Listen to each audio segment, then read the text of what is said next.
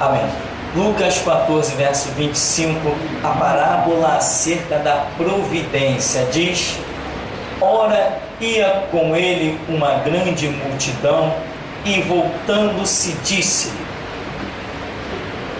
se alguém vier a mim, e não aborrecer a seu pai e mãe, e mulher, e filhos, irmãos, irmãs, e ainda também a sua própria vida, não pode ser meu discípulo.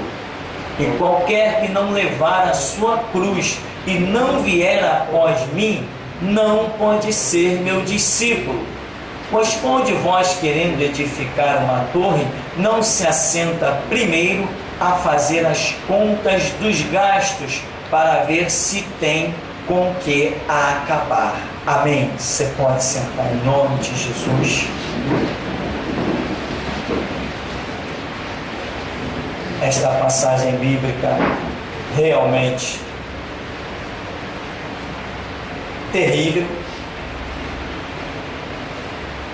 e nós glorificamos a Deus porque nós não sabemos tudo, e sabemos que não sabemos tudo. Se o homem, sabendo que não sabe tudo, já sai por aí fazendo tanta besteira, já pensou se ele realmente, não, eu sei tudo, eu domino tudo? Às vezes algumas pessoas pensam por que o corpo do ser humano é tão frágil com relação a certos animais. Uma pulga consegue dar um salto 100 e tantas vezes a sua altura. Já pensou se o homem tivesse a mesma capacidade? Que caos! Como você ia fazer para segurar a sua casa? Não ia ter muro que desce, né?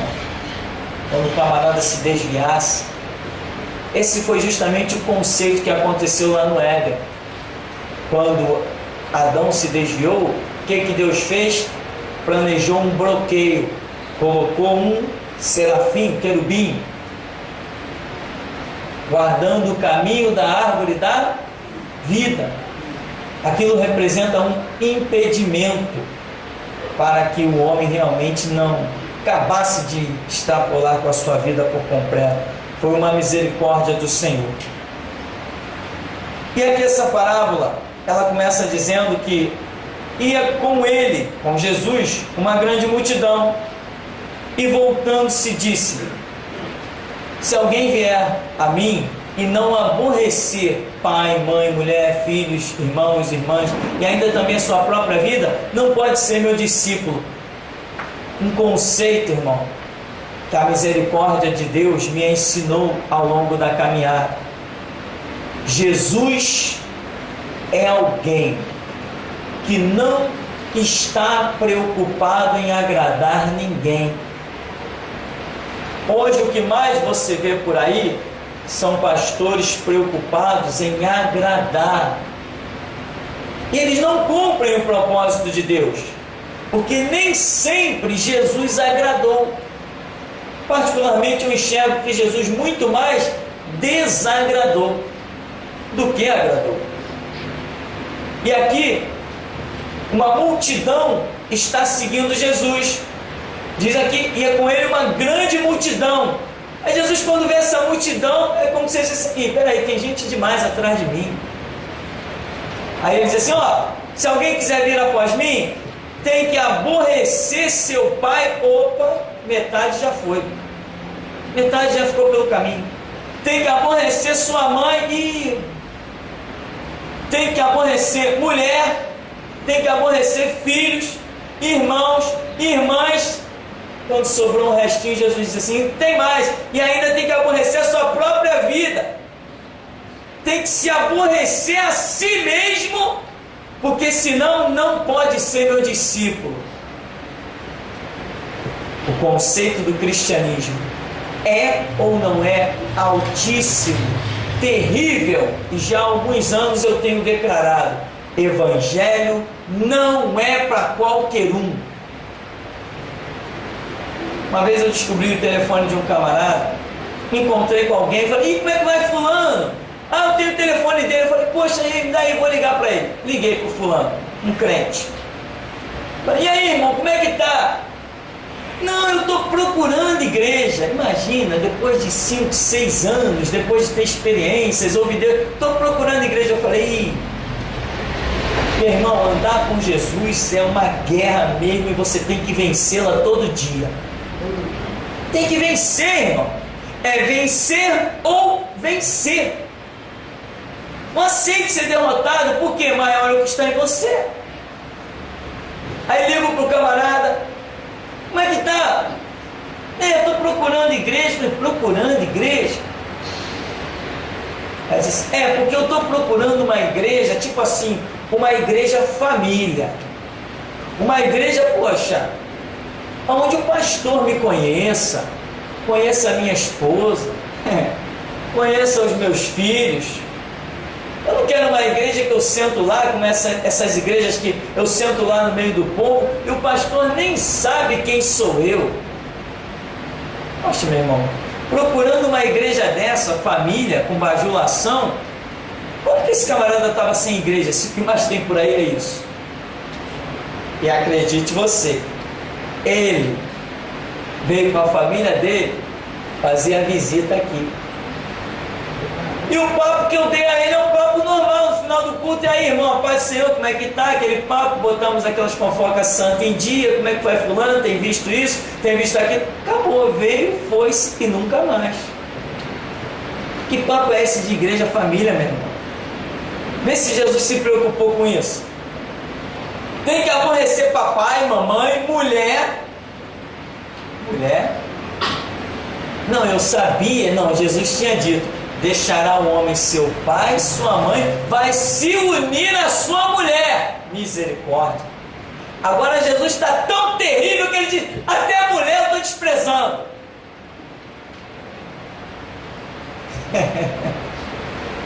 Eu estou rindo e chorando também, porque todos nós temos preço para pagar. Amém? Não somos iguais? Quando Jesus olha assim, ele vê todo mundo igual. Aí quando a pessoa, poxa, eu tenho que tal. Aí quando ele olha no espelho, e aquele cara também, aborrece aquele que você está vendo ali no espelho. Se nem aquele ali tu não aborrecer, tu não pode ser meu discípulo. Quem quer ser discípulo de Jesus? Já se olhou no espelho? Tem que olhar para o espelho e dizer, como é que eu vou me aborrecer? Isso, meu irmão, aborrecer-se a si mesmo, no sinônimo da Bíblia, no dicionário da Bíblia, você encontra como sinônimo, o aborrecer-se a si mesmo é igual a conversão, converter-se. Nós temos conceitos, ideologias, temos um monte de vontadezinha louca, um monte de desejo, Lembra de Davi, lembra de Salomão, de tanta gente. Nós temos vontades, nós temos ideais. As crianças à tarde estavam vendo um filme e eu dei aquela paradinha assim no cenário, porque tinha muita coisa eletrônica e tal, e às vezes as coisas me chamam a atenção, porque nem tudo que passa de eletrônica nesses filmes, nem tudo é fantasia. Tem muita coisa que é verdade. E eu fico de olho em tudo que mostra alguma tecnologia, eu fico de olho. Eu estava observando e alguém no filme diz assim, o meu planejamento antes de morrer tem uns degraus. E a pessoa diz, eu quero fazer uma viagem a tal lugar, eu quero escalar um monte tal, e eu quero fazer não sei mais o que. Ou seja, as pessoas têm desejos, têm planos. Só que Jesus está dizendo, quer vir após mim? Troque os seus planos pelos meus. Se não trocar os seus planos pelos meus, não pode ser meu discípulo. Você tem planos, irmão? Eu tenho um monte de planos. Mas tenho vivido o meu dia a dia servindo aos planos de Jesus. Se Jesus chegasse para mim e dissesse assim, olha, hoje eu quero que você me faça um pedido dos seus projetos, eu teria coisas para dizer para Jesus? Teria. Mas a conversão me manda dizer: não, Deus, eu não tenho plano, eu quero conhecer o teu. Isto é conversão. Isto é ser discípulo. Lembra aí como nós temos feito o quê? Nós não temos dito: Deus, acaba com aquele processo, nos livra da prisão, nos livra das algemas. Não, não é nada disso. Deus, faz a tua vontade. Se na tua vontade tem prisões, tem algemas, então é a nossa também. Eu vou aborrecer quem quer usar uma algema.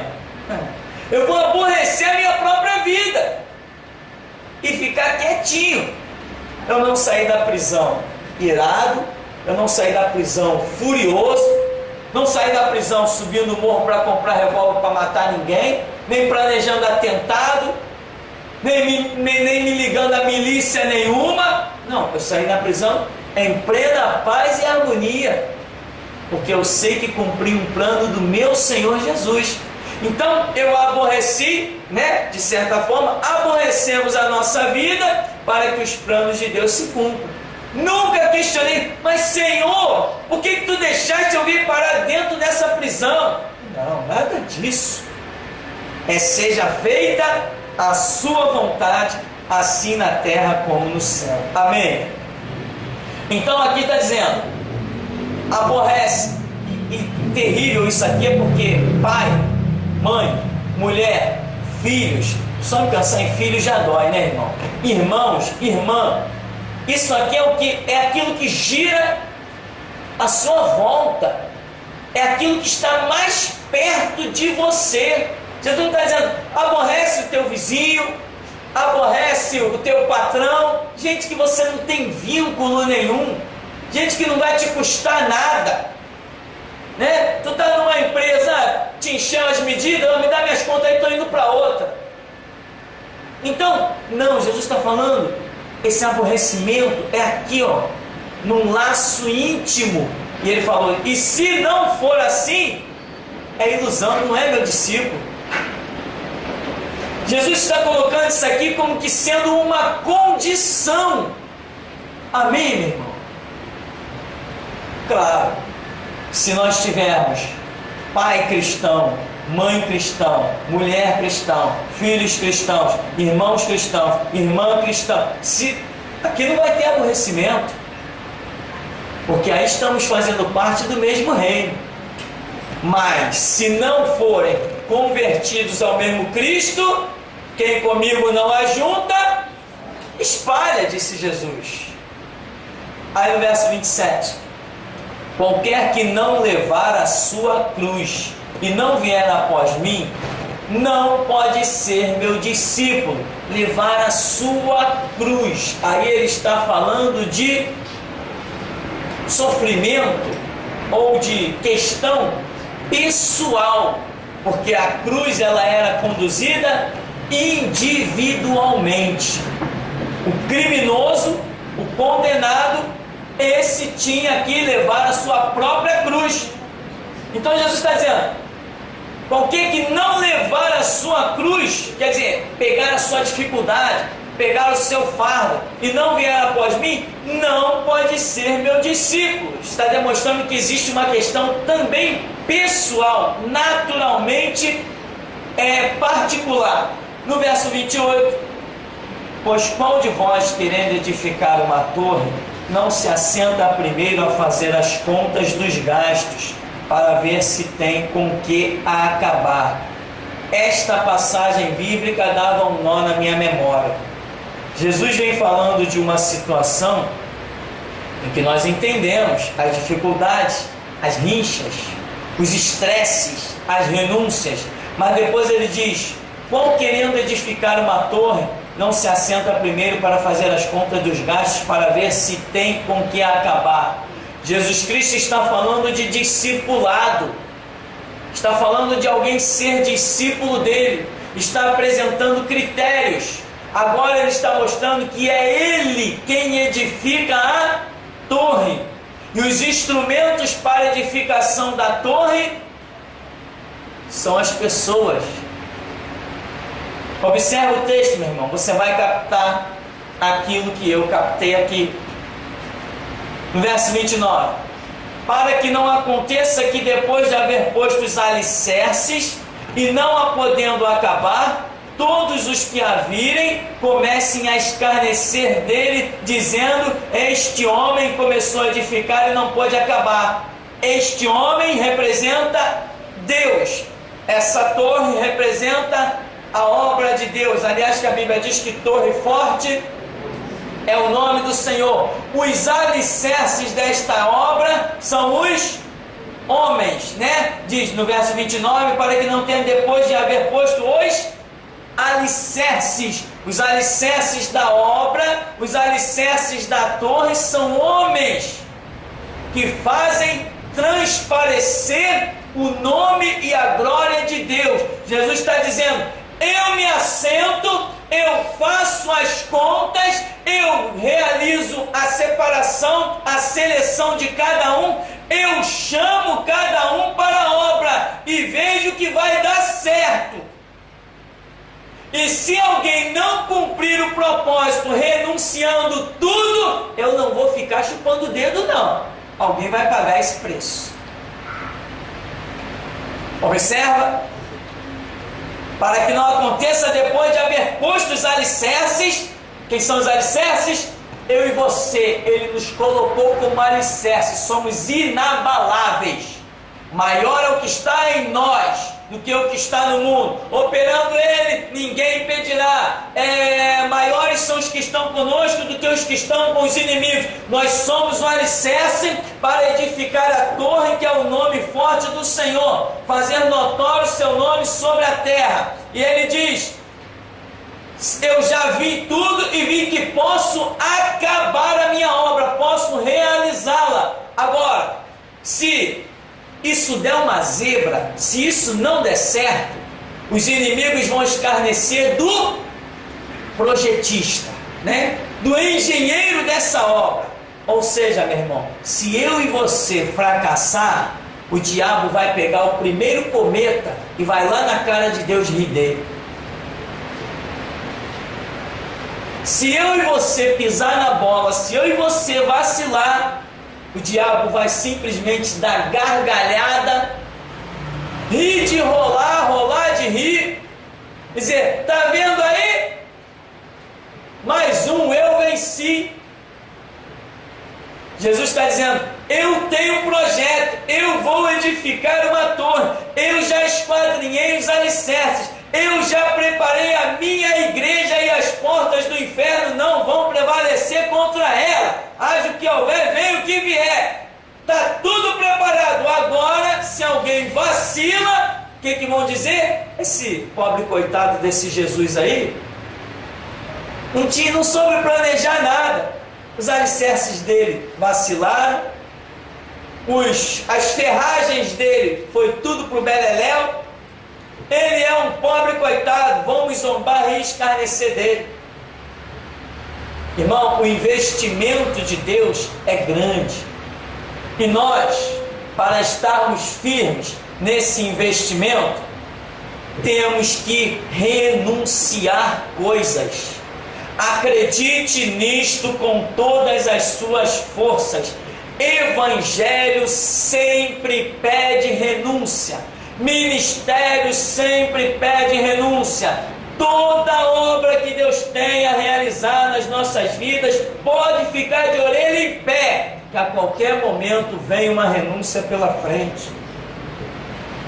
Aqui diz, no verso 30, este homem começou a edificar e não pôde acabar. 31, ou qual é o rei que, indo à guerra, a pelejar contra outro rei, não se assenta primeiro a tomar conselho sobre se com 10.000 pode sair ao encontro do que vem contra ele com 20.000. Esse texto é interessante, porque Jesus poderia ter simplesmente dito o seguinte: qual é o rei que indo à guerra não toma conselho se com 10.000 pode ir à guerra? Ele poderia simplesmente dizer isso. Se com 10 mil pode ir à guerra, mas ele especifica o número dos inimigos, muito maiores, o dobro. Se com 10 mil pode ir à guerra contra 20 mil. Isso não é um retrato da igreja?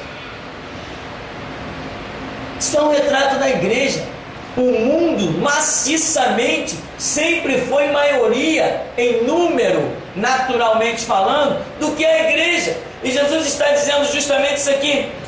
Em outras palavras, eu sou o rei que estou fazendo guerra, porque ele diz, eu edifico a minha igreja contra as portas do inferno. Ele está edificando o seu reino contra outro reino, né? E o diabo é chamado até por Paulo de Deus deste século, e por Cristo é chamado de príncipe deste mundo. Então o diabo tem um reino, pode ser chamado também lá no reino dele de rei. Jesus está dizendo, eu vim fazer guerra, mas antes eu tomo conselho se realmente eu posso vencer essa guerra.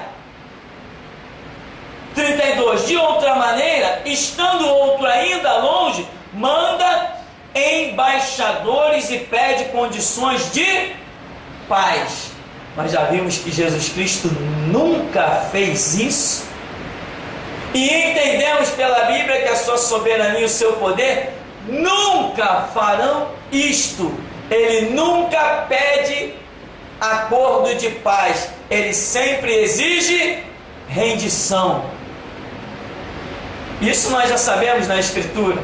Jesus nunca pede acordo de paz. Ele sempre exige rendição. Porque então ele viu que ele se preparou para a guerra, ele preparou os seus alicerces, ele contou os seus soldados, e agora ele diz, vamos para a guerra, porque eu já sei que eu vou vencer. Aqui estamos falando do chamado de Jesus, porque eu entendo, né? A providência, a provisão. Estamos falando do chamado de Jesus em organizar o seu exército, a sua igreja, entrar na batalha para sair triunfante. E a prova disso vem na sequência.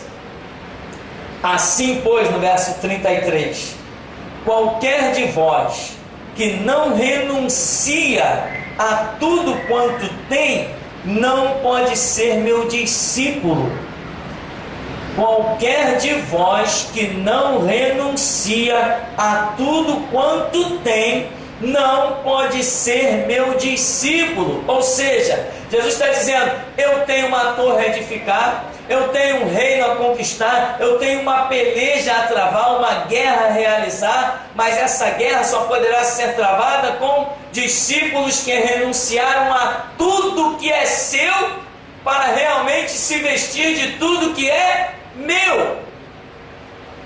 Esta é a ideologia que Jesus está trazendo nesta parábola chamada a providência, em que ele se provê, não sei se a palavra é certa, provê de recursos. Esses recursos são humanos, ele veio contar conosco, e ele diz, eu estou em condições de vencer, eu vou à peleja. A prova ainda que ele está falando de nós é o verso 34, que diz, bom é o sal, mas se ele se degenerar, com que se adubará? Não presta nem para a terra, nem para o monturo, lançam-no fora. Quem tem ouvidos para ouvir, que ouça. O que Jesus diz lá em Mateus 5? Vós sois o sal da terra, vós sois a luz do mundo. Não se pode esconder uma cidade edificada sobre um monte. Mas se o sal se tornar insípido, para nada mais presta a não ser para ser lançado fora e pisado pelos homens.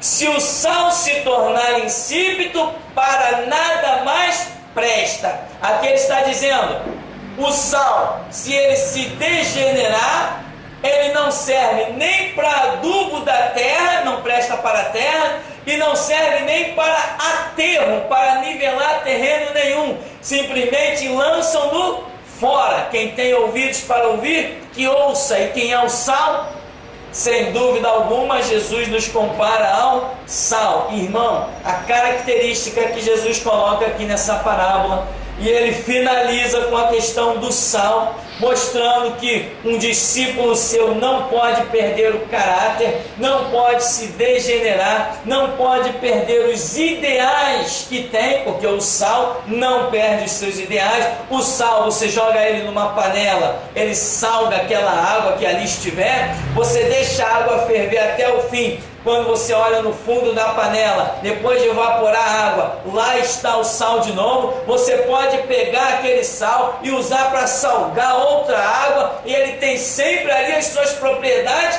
É algo fenomenal. O que Jesus está dizendo? O meu discípulo, ele é usado para muitas obras, e ele nunca pode perder o seu caráter. Se ele perde o seu caráter, aí ele vai ser lançado fora e vai ser pisado pelos homens, vai ser humilhado. O complemento que Jesus usa as outras parábolas falando do sal é isso, que o seu discípulo, comparado ao sal, se ele perde as suas propriedades, ele vai ser pisado pelos homens, ele vai ser humilhado, ele vai ser reduzido a nada. Por quê? Porque ele já fez conta, ele já parou, ele já viu que dá para edificar a sua torre, para fazer a obra, ele já viu que dá para sair à guerra, ele olhou e já viu que tem armadura suficiente para cada um de nós, ele olhou e já viu que nós temos condições de vencer, porque ele nunca nos dá uma prova maior do que a que nós podemos realizar. Jesus nunca nos permite uma tentação maior do que a que nós podemos suportar. Então ele já olhou que nós temos condições de vencer sempre. O sal é bom, mas não pode se degenerar. Então, meu irmão, eu quero voltar aqui, quando ele diz, 28, pois qual de vós, querendo edificar uma torre, não se assenta primeiro a fazer as contas dos gastos, para ver se tem com que acabar? Jesus olhou, colocou na ponta do lápis os seus gastos, colocou na ponta dos lápis os seus projetos, e viu: eu vou começar a obra, vou chamar 12 homens, um vai me trair. Projeto de Deus desde a eternidade lá já estava na sua onisciência, já sabia que um ia trair. Depois a minha igreja vai prosperar, mas a minha igreja vai cair. A minha igreja vai ser praticamente reduzida a nada. Mas no final da história eu vou vencer, porque no final da história acharei um povo que cumprirá os meus propósitos. E o meu nome, que foi envergonhado com a queda da minha igreja, será sobremodo exaltado com o levante da mesma. É isto que esta parábola me diz. Jesus projetou a sua torre, Jesus projetou ir à guerra. E mesmo apesar de tudo que vem acontecendo ao longo da história, quando Jesus investiu nesta obra de edificar a igreja sobre a terra e fazer guerra ao reino do diabo aqui já estabelecido, Jesus, na ponta do lápis, quando ele terminou os seus projetos, que ele riscou no final da folha, ele escreveu: a vitória será minha e meu nome será glorificado. Então ele veio e investiu com tudo, veio, morreu, derramou seu sangue, fez de tudo, sofreu a separação do Pai. Deus meu, por que me desamparaste? Via dolorosa, coroa de espinho, cruz nas costas, chicotada, cusparada em vergonhas, nudez lá na cruz. Ele disse: não tem problema, porque eu já fiz todos os meus gastos, eu já tracei todos os meus planos, e eu sei que no final a vitória é minha. E tem mais, irmão, agora no final eu te digo, no final a vitória não é só de Cristo, a vitória é nossa, nós estamos com Ele. Ele disse, ele viu e tudo, ele falou, não tem problema, as igrejas vão se corromper, as igrejas vão ceder à política, as igrejas vão ceder até ao homossexualismo, vai haver um horror, mas no final haverá um povo, e neste povo eu proclamo a minha vitória. Aleluia! Glória a Deus! Aleluia!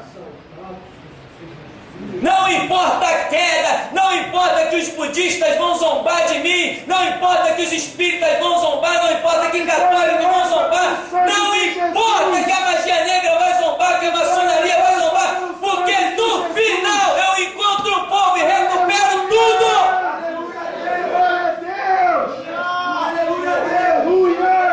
Eu já fiz os meus gastos, eu já passei a régua nas minhas contas e eu terei vitória com o povo que se chama pelo meu nome. Aleluia! Santo de Israel! Aleluia! Muitos vão jogar o meu nome na lama, muitos vão queimar a minha palavra, muitos vão me desprezar, muitos vão zombar. O diabo vai rir muito, mas no final quem ri por último ri melhor. Aleluia, Deus! Vitória é nossa! Aleluia, Deus! Teu sangue, Senhor! Jesus já traçou os planos e a vitória é nossa pelo sangue de Jesus. Aleluia, aleluia! Aleluia, Deus! Exulta e canta, filha de Sião. Aleluia! Glória a Deus! Aleluia! Jesus está dizendo que vão pegar o meu cetro, vão fazer o meu cetro um capacho para as obras do diabo, vão usar o meu nome como vergonha, vão usar o meu nome como aliança, vão usar o meu nome como tapete, vão usar o meu nome como forma de enriquecimento, mas no final eu encontro o povo para purificar o meu nome.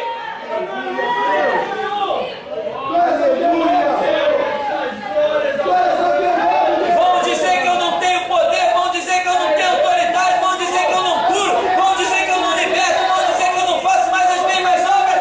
No final eu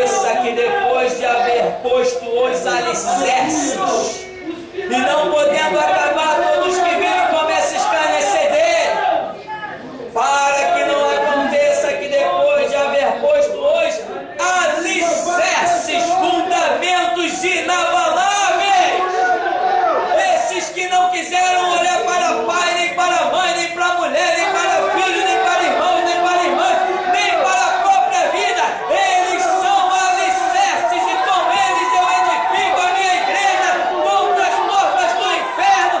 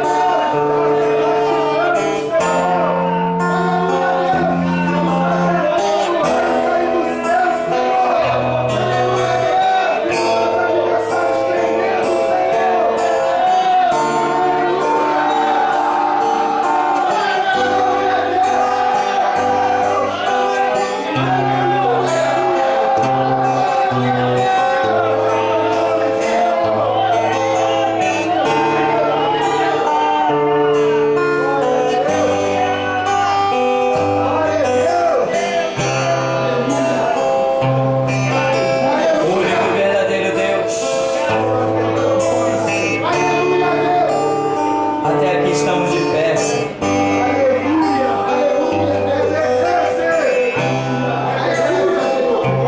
Que nos gastos que tu fizeste para esta obra, Senhor, e nas investidas que tu fizeste para esta obra, Senhor, que nos alicerces, ó Deus, que tu projetaste para esta obra, estejamos nós enquadrados, Deus, e contados como aqueles que ficaram de pé até o fim, Senhor. Porque não queremos ser, ó Deus, dos que retrocedem, mas sim, ó Deus, dos que permanecem de pé para a conservação da alma. Porque até aqui, ó Deus, nos ajudou, Senhor. Eis a nossa confissão, Deus. A tua palavra é soberana. E 2010 vai pegar fogo, Senhor. 2010 vai pegar fogo, Deus. Mas eu quero porção dobrada, Deus.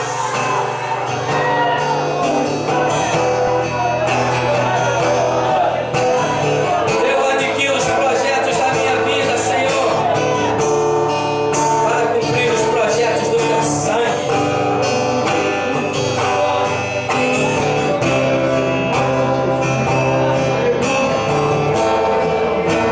Dirige-nos, nos deixa ouvir e conhecer o som da tua voz,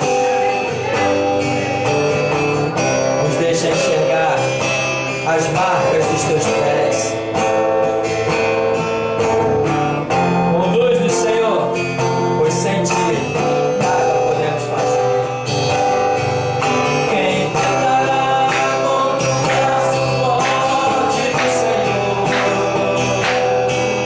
Quem poderá o seu agir? Quem poderá nos resistir? Se a palavra de vitória foi liberada. Quem entrará contra o braço forte do Senhor?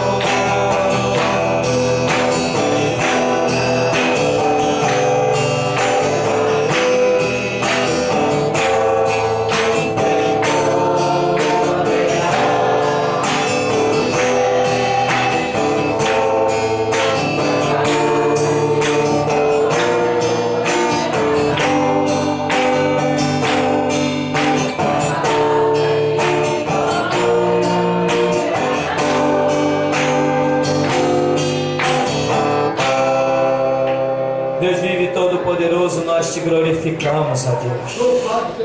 E te pedimos sim, porção dobrada, Deus, para que os teus propósitos em nós, por nós e através de nós sejam cumpridos.